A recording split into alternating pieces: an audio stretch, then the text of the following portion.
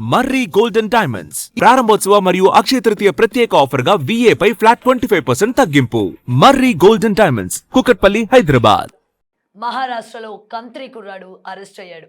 180 మంది బాలికల అశ్లీల వీడియోలు తీసి బొక్కలోకి వెళ్లాడు. ఏకంగా ఓ ఎంపీనే వాడిని పట్టించారు. మహారాష్ట్రలోని అమరావతి జిల్లాలో జరిగింది ఈ ఘటన. 19 ఏళ్ల అయాన్ అహ్మద్ 180 మంది బాలికలను వేధించాడు. వారిని బలవంతం చేశాడు.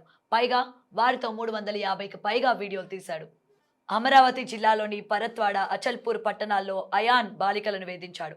ప్రేమ పేరుతో బాలికలను లోబర్చుకున్నాడు. అలా దగ్గరై వారిని శారీరకంగా వాడుకున్నాడు. వారితో ఏకాంతంగా గడిపినప్పటి క్షణాలను రికార్డ్ చేశాడు. ఒకరు కాదు, ఇద్దరు కాదు, ఏకంగా 180 మంది బాలికలను లైంగికంగా వేధించాడు. తనకు సహకరించకపోతే ఆ వీడియోలను సోషల్ మీడియాలో పోస్ట్ చేస్తానని, వైరల్ చేస్తానని బ్లాక్మెయిల్ చేశాడు. బాలికలను బలవంతం చేస్తూ తీసిన సుమారు 100 వీడియోలు వైరల్ కావడంతో ఈ విషయం వెలుగులోకి వచ్చింది. ఇక ఈ వీడియోలు BJP Rajya Sabha MP Anil Bonde, BJP మరో నేత శివరాజ్ కులకర్ణి దృష్టికి వెళ్లాయి. దాంతో వారు అమరావతి రూరల్ ఎస్పీ విశాల్ ఆనంద్కు ఫిర్యాదు చేశారు. దాంతో అయాన్ వ్యవహారం అంతా బయటకు వచ్చింది. నిందితుడు సోషల్ మీడియా ద్వారా పలువురు అమ్మాయిలను మోసం చేసి లైంగిక దాడికి పాల్పడ్డాడని పోలీసులు గుర్తించారు. ఈ విషయంలో పోలీసులు చర్యలు తీసుకోకపోతే మాత్రం తీవ్ర స్థాయిలో ఉద్యమిస్తామని బీజేపీ ఎంపీ హెచ్చరించారు. పోలీసులు దీన్ని సీరియస్గా తీసుకొని అతడిని అరెస్ట్ కూడా చేశారు. అయితే మరోవైపు పూర్తి వివరాల కోసం అయాన్ ఫోన్ నుంచి డేటాను రికవరీ చేస్తున్నారు.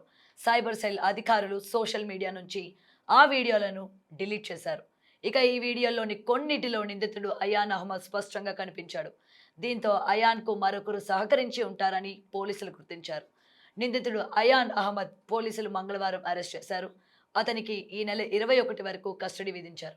వీడియోలను డౌన్లోడ్ చేసి మళ్ళీ సర్క్యులేట్ చేస్తున్న వారి అకౌంట్లను సైతం పోలీసులు నిశితంగా పరిశీలిస్తున్నారు.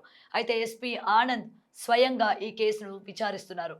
భయం కారణంగా ఇప్పటి వరకు ఏ బాధితురాలు, వారి కుటుంబ సభ్యులు ఫిర్యాదు చేయనప్పటికీ చేయలేదని ఎస్పీ చెప్పారు. వీడియోలను డౌన్లోడ్ చేసి మళ్ళీ సర్క్యులేట్ చేస్తున్న వారి అకౌంట్లను సైతం పోలీసులు నిశితంగా పరిశీలిస్తున్నారు. ఎస్పీ ఆనంద్ స్వయంగా ఈ కేసును విచారిస్తున్నారు. భయం కారణంగా ఇప్పటి వరకు ఏ బాధితురాలు, వారి కుటుంబ సభ్యులు ఫిర్యాదు చేయలేదని ఎస్పీ చెప్పారు. అయితే ఫిర్యాదు చేసే బాధితుల వివరాలను రహస్యంగా ఉంచుతామని స్పష్టం చేశారు. బాధితుల కుటుంబాలకు ధైర్యంగా ముందుకు రావాలని ఎస్పీ విజ్ఞప్తి చేస్తున్నారు.